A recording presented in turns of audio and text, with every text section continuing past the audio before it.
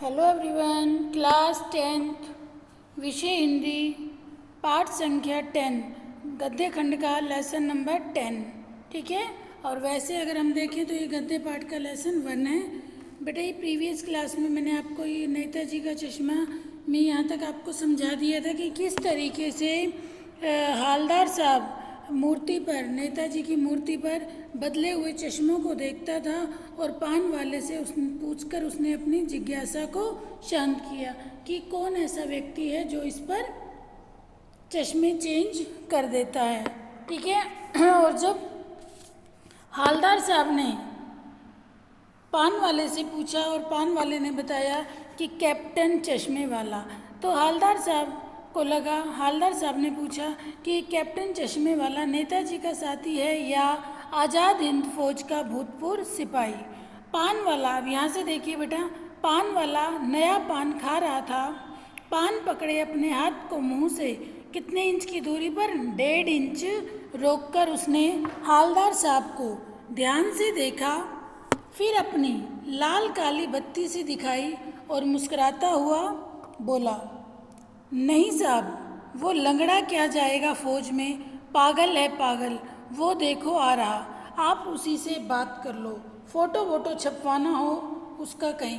देखिए, जब हालदार साहब ने कैप्टन चश्मे वाले के बारे में और ज़्यादा पूछना चाहा और ये पूछा कि क्या वो नेताजी का साथी है या आज़ाद हिंद फौज का कोई भूतपूर्व सिपाही, तो पान वाले ने किस तरीके से उसकी शारीरिक दुर्बलता का मजाक उड़ाते हुए कहा, वो लंगड़ा क्या जाएगा फौज में, पागल है पागल।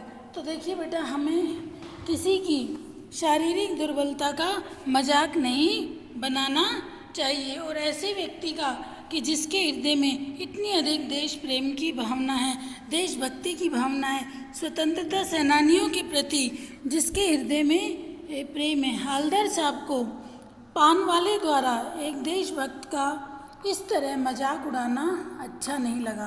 अब हालदार साहब को ये बातें बिल्कुल भी अच्छी नहीं लगी, इस तरीके से एक देशभक्त का मजाक उड़ाना। मुड़कर देखा तो अवाक रह गए। हालदार साहब ने मुड़कर जब देखा तो अवाक रह गए। हालदार साहब हैरान रह गए। क्यों हैरान रह गए? एक बेहद बूढ़ा मरियल सा लंगड़ा आदमी, सिर पर गांधी टोपी, आँखों में काला चश्मा लगाए, एक हाथ में एक छोटी सी संदूकची और दूसरे हाथ में एक बांस पर टंगे बहुत से चश्मे लिए अभी अभी एक गली से निकला था और अब एक बंद दुकान के सहारे अपना बांस टिका रहा था। हालदार साहब ने जैसे ही देखा कि कैप्टन एक बहुत बूढ़ा मरियल सा व्यक्ति है, ठीक है, जिसके पास एक छोटी सी संदूकची है और बांस पर उसके कई छोटे छोटे चश्मे लटका रखे हैं, और वो कहने का तात्पर्य है कि एक फेरी लग चश्मे गली गली जाकर चश्मे बेचने वाला एक व्यक्ति, उसकी अपनी कोई दुकान नहीं है। हालदार साहब चक्कर में पड़ गए, पूछना चाहते थे कि इसे कैप्टन क्यों कहते हैं। अब बेटा हालदार साहब को ये लगा कि फिर इस व्यक्ति को सब कैप्टन क्यों कहते हैं, किस वजह से इसे कैप्टन कहा जाता है। जैसा उसका बाह्य व्यक्तित्व देखा उससे तो कहीं ऐसा नहीं लग रहा था कि कैप्टन जैसा कुछ भी, इसे कैप्टन क्यों कहते हैं, क्या यही इसका वास्तविक नाम है भी, क्या ये इसका वास्तविक नाम है या इसे क्यों कहते हैं कैप्टन। लेकिन पान वाले ने साफ बता दिया था कि अब वह इस बारे में और बात करने को तैयार नहीं है। पान वाले ने बोला कि अब मैं और कुछ नहीं आपको बता सकता। ड्राइवर भी बेचैन हो रहा था, ड्राइवर भी बेचैन था और अब काम भी था। हालदार साहब और ड्राइवर आगे गाड़ी को लेकर आगे चले गए। अब देखिए बेटा, इस तरीके से पान वाले द्वारा किसी की शारीरिक दुर्बलता का मजाक नहीं बनाना चाहिए, और ऐसे व्यक्ति का, ठीक है, कि जिसके अंदर देशभक्ति की भावना कूट कूट कर भरी है। अब ये देखिए, ये जो चित्र आपको दिखाया जा रहा है फोटो, इसमें देखिए ये नेताजी की मूर्ति है। इस मूर्ति की हाइट सिर्फ 2 फीट है, ठीक है। उस 2 फीट हाइट के इस हिस्से को क्या बोला जाता है? बस्ट कहते हैं। अर्थात टोपी की नोक से लेकर कोट के सेकंड बटन तक, दूसरे बटन तक का जो हिस्सा है उसे हम क्या बोलते हैं? बस्ट बोलते हैं। और ये जो मूर्ति पर जो चश्मा चेंज कर रहा है, ये देखिए, ये कैप्टन है। ये एक अपाहिज व्यक्ति है, बूढ़ा मरियल कमज़ोर सा व्यक्ति है। इसकी अपनी कोई दुकान नहीं है, बल्कि ये गली गली जाकर चश्मे बेचता है। हालदार साहब जीप में बैठकर चले गए। अब 2 साल तक हालदार साहब अपने काम के सिलसिले में उस कस्बे से गुजरते रहे और नेताजी की मूर्ति में बदलते हुए चश्मे को देखते रहे। अब ये सिलसिला बेटा कब तक? अब ऐसे हालदार साहब 2 साल तक उसी कस्बे में आते रहे। जैसे बताया कि हर 15वें दिन हालदार साहब को कस्बे में काम से आना होता था। ऐसे करते करते समय बीत गया बेटा 2 वर्ष का, ठीक है। 2 साल तक हालदार साहब यही सब देखते रहे। क्या देखते रहे? कि मूर्ति पर बदला हुआ, नेताजी की मूर्ति पर बदलते हुए चश्मे को। कभी गोल चश्मा होता देखते, कभी गोल चश्मा, तो कभी चौकोर, कभी लाल, कभी काला, कभी धूप का चश्मा, कभी बड़े कांचों वाला गोल चश्मा, पर कोई ना कोई चश्मा होता जरूर था। हालदार साहब 2 साल तक यही सब देखते रहे कि मूर्ति पर, नेताजी की मूर्ति पर कोई ना कोई चश्मा हमेशा रहता था। कभी गोल, कभी चौड़ा, ठीक है, कभी बड़े कांचों वाला, कभी गोगो चश्मा, पर कोई ना कोई चश्मा होता जरूर था। उस धूल भरी यात्रा में हालदार साहब को कौतुक और प्रफुल्लता के कुछ क्षण देने के लिए फिर एक बार ऐसा हुआ कि मूर्ति के चेहरे पर कोई भी कैसा भी चश्मा नहीं दिखा। अब देखिए, फिर एक बार क्या, 2 साल तक तो हालदार साहब ने ऐसे देखा कि मूर्ति पर हमेशा चश्मा बदला हुआ होता था। लेकिन अब 2 साल बाद हालदार साहब ने क्या देखा कि एक बार क्या देखा कि मूर्ति के चेहरे पर कोई भी कैसा भी चश्मा नहीं था। उस दिन पान की दुकान भी बंद थी, चौराहे की अधिकांश दुकानें बंद थी। अब एक दिन हालदार साहब ने क्या देखा कि मूर्ति पर कोई भी कैसा भी चश्मा नहीं लगा हुआ और कस्बे की सारी दुकानें बंद थी, ठीक है। और अगली बार भी मूर्ति की आंखों पर चश्मा नहीं। एक बार हालदार साहब ने देखा कि चौराहे की अधिकांश दुकानें बंद, मूर्ति पर कोई भी चश्मा नहीं। फिर अगली बार भी मूर्ति की आंखों पर चश्मा नहीं। फिर दोबारा जब हालदार साहब आए अगली बार, तो भी उन्होंने क्या देखा कि अब भी मूर्ति पर कोई चश्मा नहीं था। हालदार साहब ने पान खाया और धीरे से पान वाले से पूछा, क्या भाई, क्या बात है, आज तुम्हारे नेताजी की आंखों पर चश्मा नहीं है। हालदार साहब ने फिर पान वाले से पूछा कि क्या हुआ, आपके नेताजी की मूर्ति पर, ठीक है, नेताजी की मूर्ति की पर, उसकी आंखों पर कोई भी चश्मा नहीं है। आज तुम्हारे नेताजी की आंखों पर चश्मा नहीं। पान वाला उदास हो गया। उसने पीछे मुड़कर मुंह का पान नीचे थूका और सिर झुकाकर अपनी धोती के सिरे से आंखें पोंछता हुआ बोला, साहब, कैप्टन मर गया। पान वाला उदास हो गया ये बात सुनकर, ठीक है, और अपने मुंह के पान को नीचे थूका, सिर झुकाकर धोती से अपनी आंखों को पोंछा और उदास होते हुए कहा, साहब, कैप्टन मर गया।